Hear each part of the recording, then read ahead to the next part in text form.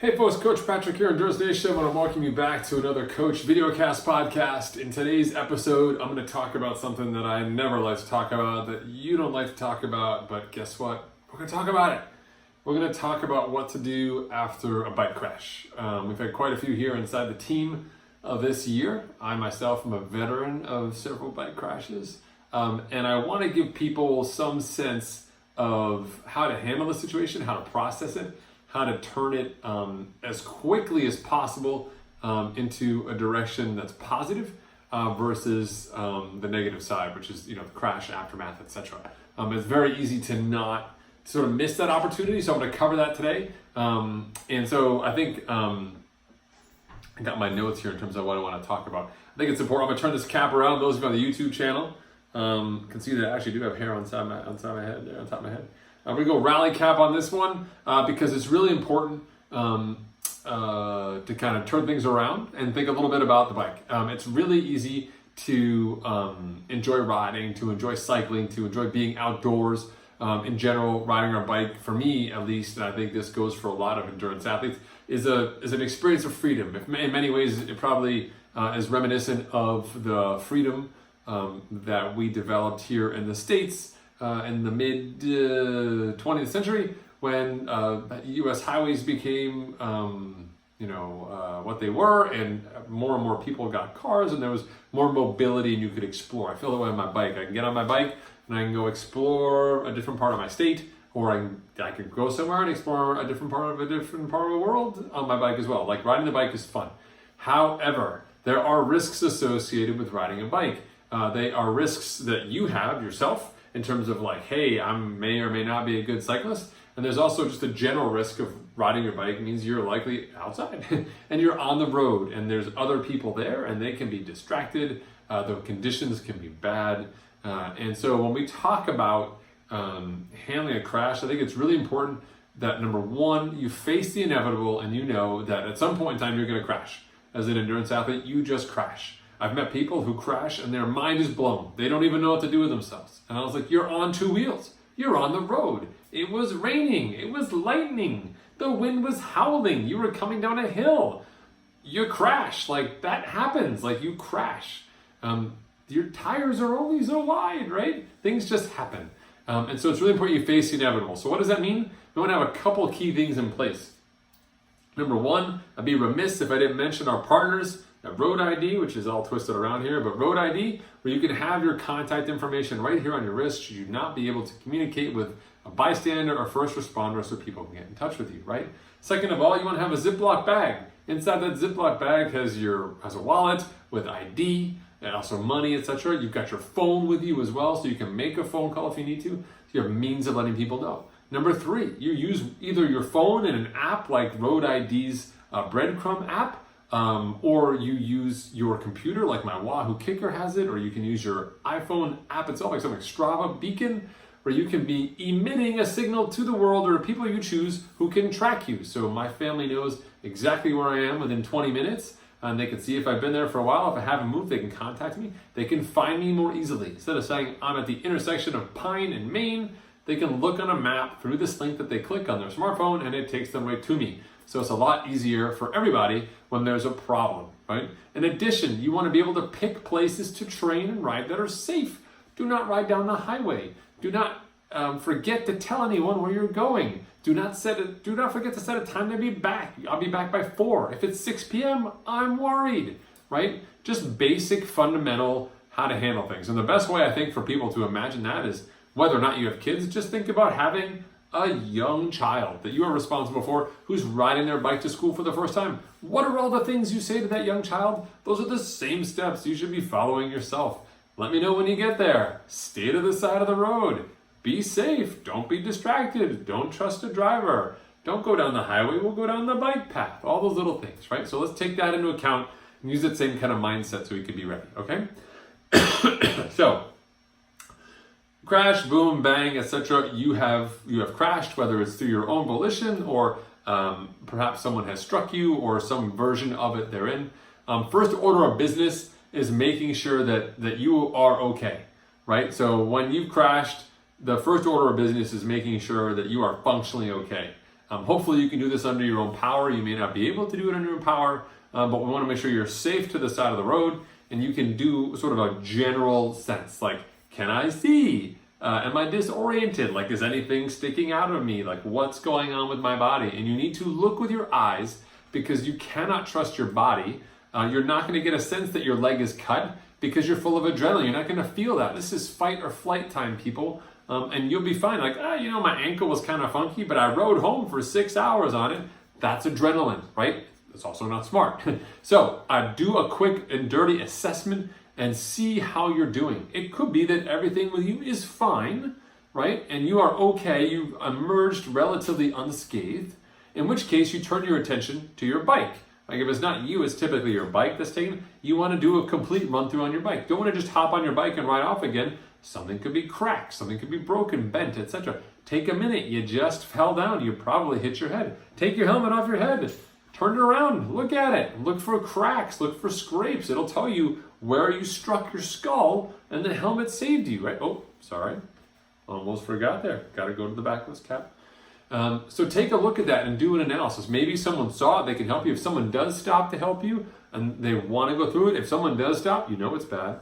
Right, and find out what happened. Have them take a look at you. Have them take a look at your bike. Make sure that you are good. Someone who's a third party will do a much better job of looking you over than you yourself, right? There's a whole part of yourself you can't see, right? So let's check it out, right? If you do need additional help, someone will call for an ambulance or you can call for an ambulance. I know you're resistant probably to call an ambulance, but 99% of the time you want to because you want to be seen on site by a medical professional. If you live in a place where that's just not an option, then fine.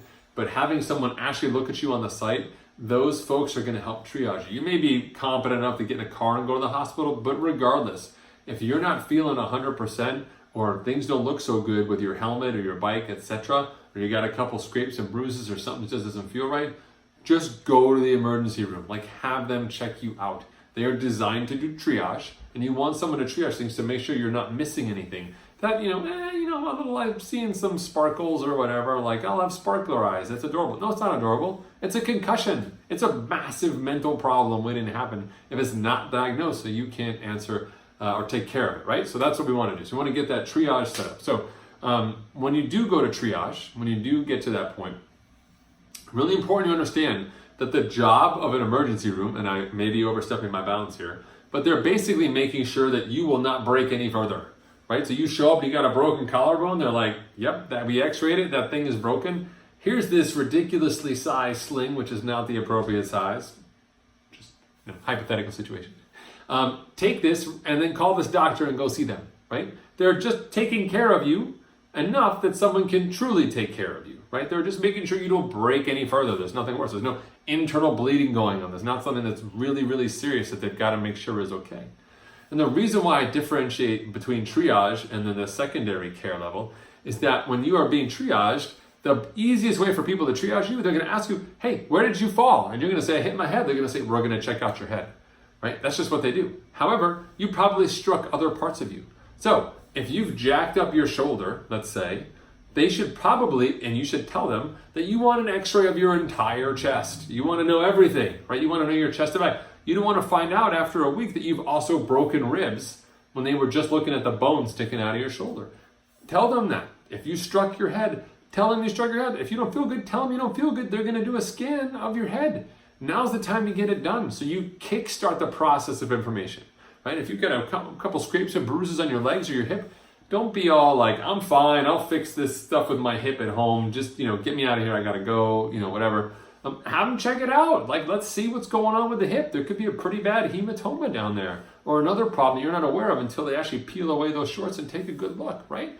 So all of that is a reason to say, take the most advantage of the medical care that you do have at your disposal at the first round, right? Then maybe someplace you can't be like, I'd like a full blood workup and tell me what my testosterone is, right? That's not going to work. And obviously, ladies, who cares, right? But I'm just saying in general, go through as much of that process as you can so you can be really on top of it, okay? Now, when you come out of the ER, you've got a whole host of things you got to deal with relative to taking that next step of care. You've got to check in with your insurance. You've got to call some doctors you don't know. You got to go see some orthopedic people. The hospital will recommend people that you should go see, but that doesn't mean you necessarily have to go see those people depending on your plan. So make sure you understand the full structure of your plan. If you're like me and you're a picky endurance athlete and you jack up your shoulder and the doctor says, go see Captain Shoulder, that's great. That's a name, right? But I'm also going to ask my friends who've jacked up their shoulders before, hey, you guys, you've all had your shoulders fixed, boys and girls. Who do you recommend? They say Captain Shoulder's nice, but Susie's shoulder is way better, doctor. So we're going to go see Dr. Susie, and I'm going to go see her as well. I can see as many people as I want to get me checked out because I want someone to check me out who's really good. So again, take control of this process. You don't have to follow through like you're a widget being processed through a factory, assuming that you've got your medical insurance is on your side, healthcare is on your side in the situation, right? So you want to make sure that you pick the follow-up wisely so you get what you need. And if there are other issues, related to how you're feeling, bring them up at that time, write them down. Like, I didn't feel bad about my back, but now I feel bad about my back. They need to know so they can, again, continue that process. There may be some elements like your neck or what have you, or your elbow that you didn't feel at first, but now you feel. Now you want to get that addressed so they can check it out and make sure you're good. So that's kind of your secondary level of care. Now, while you're going through this process, you're at home, you're dealing with stuff, got to take care of yourself. This is a great time for you also to make sure you get your bike checked out. So if you can't do it yourself, have someone help you, but you want to get your bike to a bike shop, or do yourself a favor, call our friends at VeloFix, they'll come to your house. Have them do a full once over on your bike. Check everything. Check for cracks. Check for things that are bent. If you've got carbon handlebars and you crashed, got to get new handlebars. Can't deal with that junk, right? You know, old school handlebars used to bend. New school handlebars don't bend, they crack, right? Helmets crack, get a new helmet. Like, get all that stuff done now so that when you are healthy and you do want to get back, you don't want to get all the way healthy again and say, oh, look, my bike makes a funny noise and it's cracked. Now I got to spend 4 weeks and send it away. Get the manufacturer's warranty on it. Do it now. Do it now while you're down and out, okay? Super important. Now, we think about recovery from this accident. I'm hoping that the accident you had is minor, maybe a separated shoulder and not a broken collarbone, right? Maybe you just dinged up your elbow and you didn't fracture something or chip something. It's important to note that as you're recovering, it's very important that you give all the bandwidth to your body to recover. Recovering from an accident is similar to doing a really, really big race. Your body's effectively gone into shock. It can't really discern between stress that is training related and stress that is chemically induced. Your body experiences stress the same way. Your quads might not be tired, but you're out of sorts and you need to rest, you need to recover, and you've got to give yourself time to do it now. Better to rest early than not rest and be in a position where you have to rest more later as you're getting better. We want to be fully rested and ready to go through the process of rehabilitating or getting back on track. And that starts with early rest now, right? Listening to your body, taking some of the things off your plate that are a problem, you know?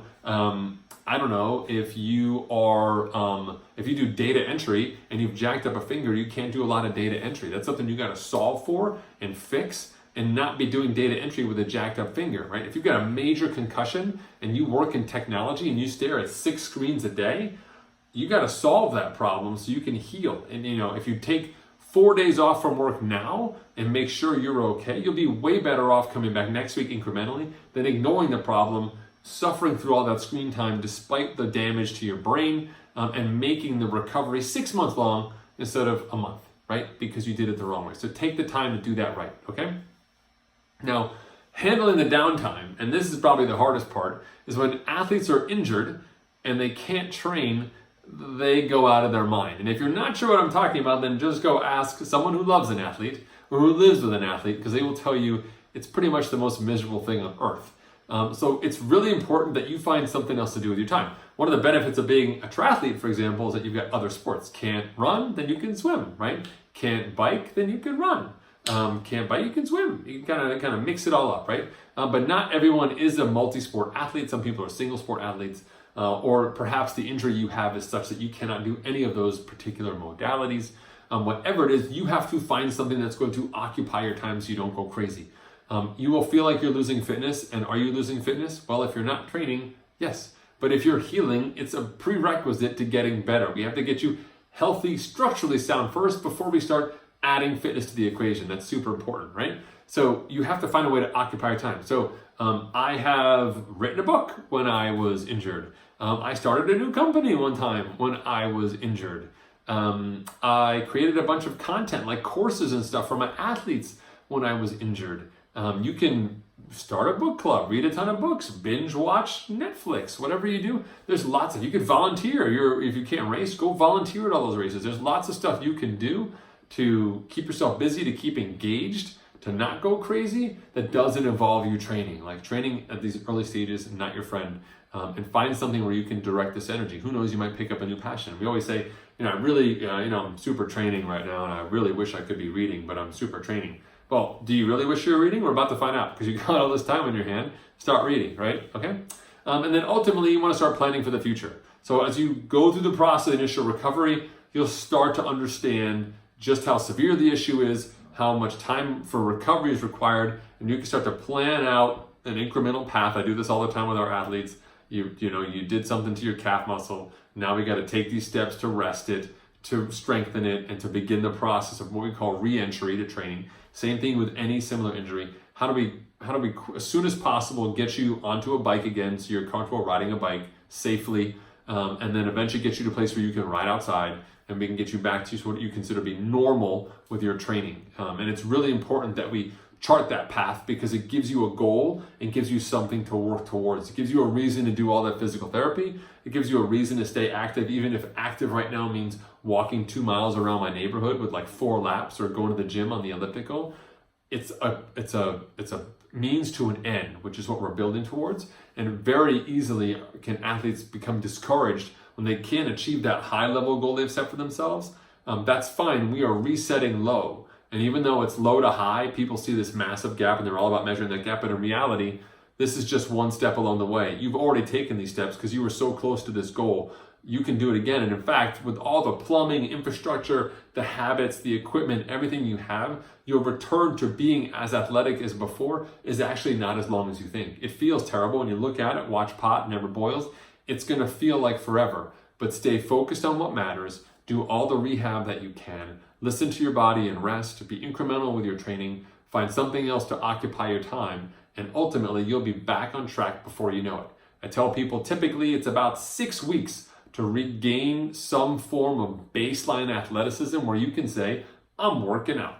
So your job in this recovery period, whether it's early, medium, or later recovery period, is to be keeping yourself loose, keeping yourself active, keeping the cardiovascular system working, all of that as safely as possible. So when you do want to get back to activity, you're starting from a place that's not zero. You're at 15% or 20% or maybe 25% depending on injury. And we can continue to ramp on top of that, which compresses that 6-week time limit to 5 or 4 and gets you back as soon as possible. At the end of the day, I want to see you out there being active as much as you want to be out there active, as much as the people you live with and who are friends with you. Dear God wants you to get out of the house or out of the workplace and go train a race, but it takes time. It starts by being smart, by understanding what's happened, making good decisions about your body and about your equipment, and ultimately working yourself through the process. If anyone has questions about rehab from injury or concerns about that, please don't hesitate to reach out to us. Non-members, hit us up on Facebook, facebook.com/Endurance Nation. Members, obviously, you can hit me in the forums as well. We've got them. We've always got our injury resources for you as well. We're happy to help you out whatever it takes. I hope I don't see you in the emergency room, but I do hope I see you soon, online or at the races. Take it easy.